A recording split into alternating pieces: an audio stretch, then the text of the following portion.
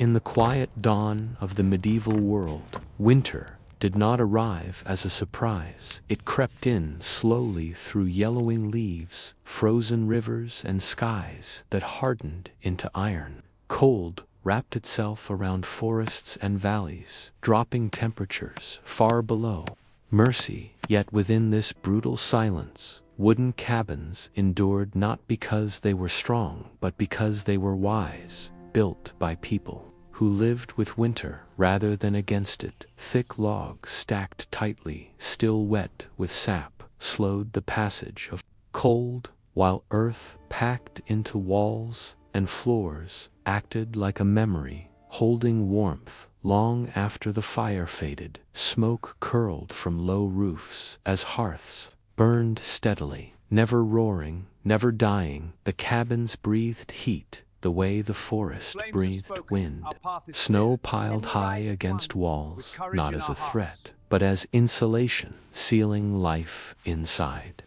Steep roofs shed weight before collapse, raised floors escaped frozen ground, and every narrow doorway guarded precious warmth inside.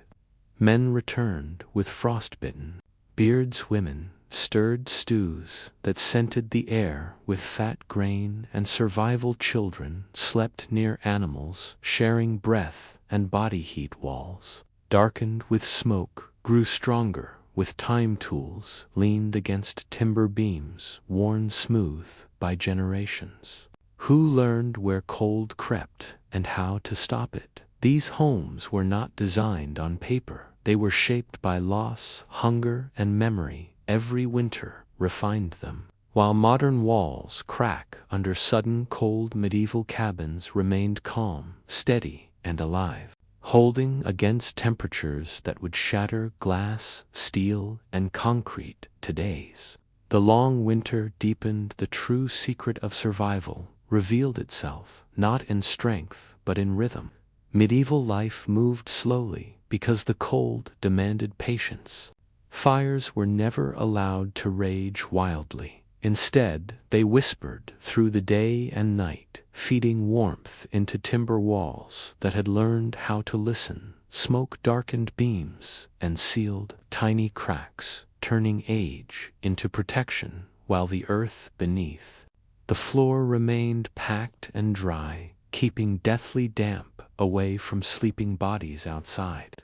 The wind howled like a living thing, clawing at forests and roofs, yet inside the cabin time softened breath, fogged the air, and settled men. Repaired tools.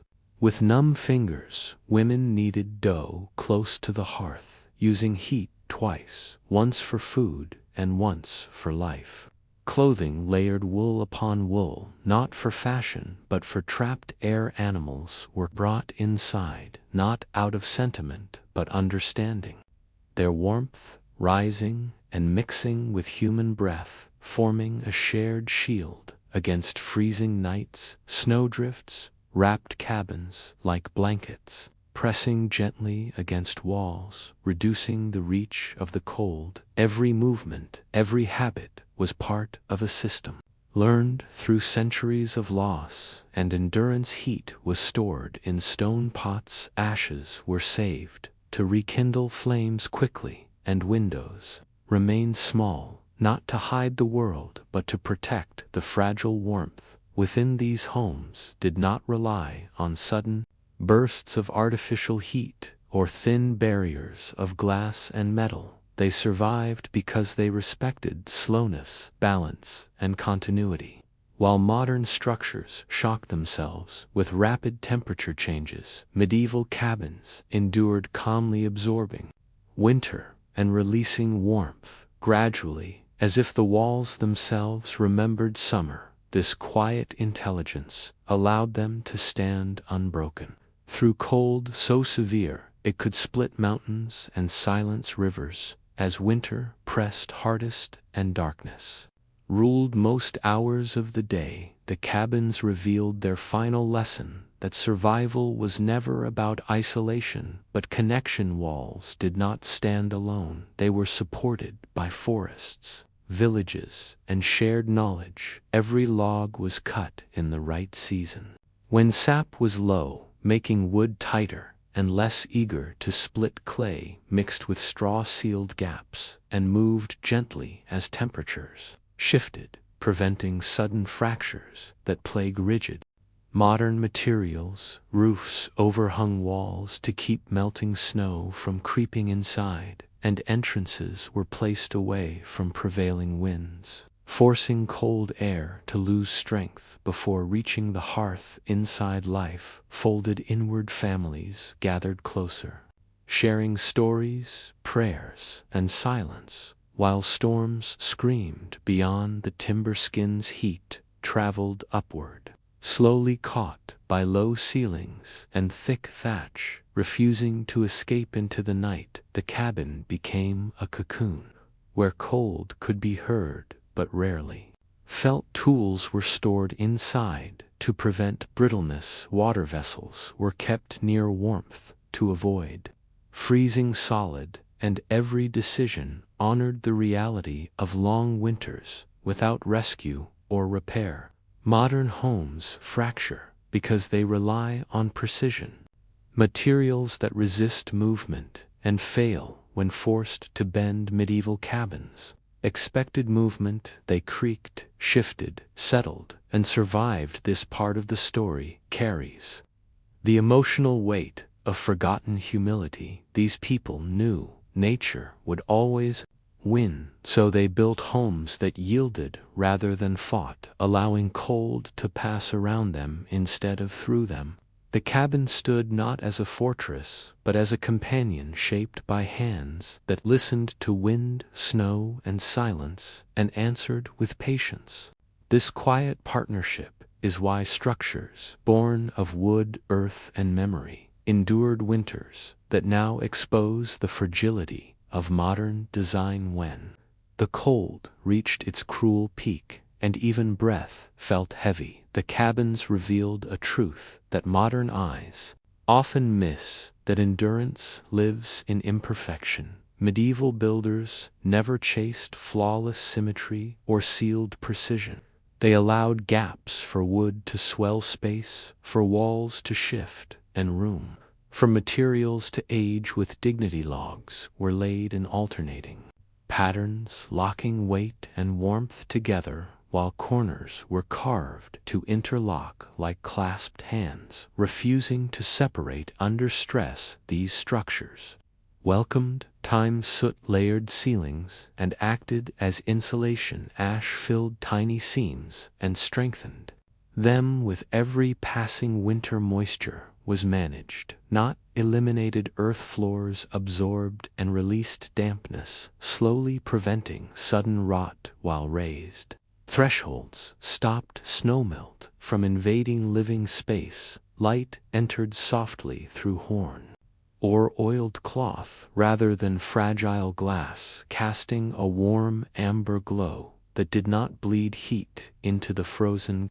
air. Outside, daily life moved according to the cabin's needs. Meals were cooked once, but warmed many times. Bedding was thick and stored heat close to skin. Silence was respected because sound carried heat away into still air outside.